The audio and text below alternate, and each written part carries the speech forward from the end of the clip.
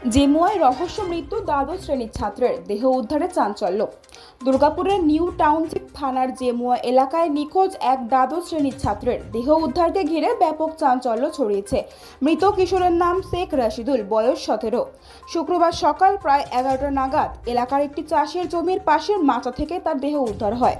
পরিবারের দাবি, বৃহস্পতিবার সন্ধ্যার বাড়ি থেকে বাথরুমে যাওয়ার কথা বলে বেরিয়েছিল রাশিদুল।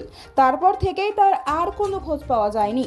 শুক্রবার সকালে স্থানীয়দের মাধ্যমে তার মৃত্যুর খবর পায় পরিবার। ঘটনাস্থলে গিয়ে দেখা যায় গলায় ফাঁসের দড়ি টিনের চালায় বাঁধা থাকলেও তার পা মাটিতেই ছিল। এই পরিস্থিতিকে ঘিরে একাধিক প্রশ্ন উঠেছে পরিবারের মধ্যে। তাদের অভিযোগ, এটি একটি অস্বাভাবিক মৃত্যু এবং ঘটনার সঠিক তদন্ত হওয়া প্রয়োজন।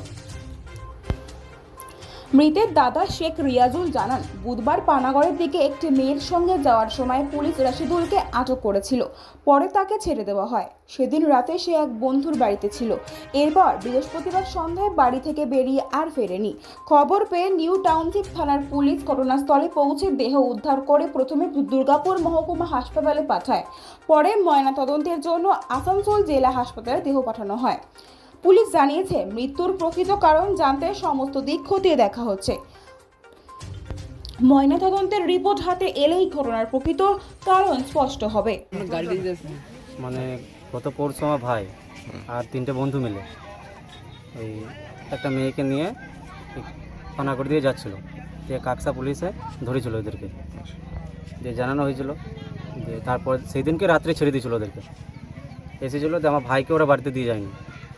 তারপর দিন সকালে আমরা খোঁজ করলাম, যে একটা বন্ধুর বাড়িতে পেয়েছিলাম, যে আমরা নিয়ে আসি। কালকে সকাল থেকে আমাদের বাড়িতে ছিল, একদম 3:30টা ছিল। তারপর দিন সন্ধ্যাবেলাতে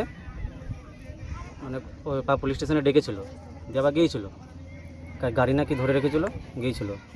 যে রাত্রেবেলা এলো, কি বাবা আর কি বোঝালো ওকে নিয়ে। তারপর যে রাত্রেবেলা ভাইকে বাবা বোঝাচ্ছিল, যে কিছুক্ষণ পর সে নাকি বলছে বাথরুম যাব। বাথরুম গিয়েছে, আমাদের পেছন থেকে বাথরুম আছে। যেবার বাথরুমে 5 মিনিট পর দেখি ভাই আর নেই।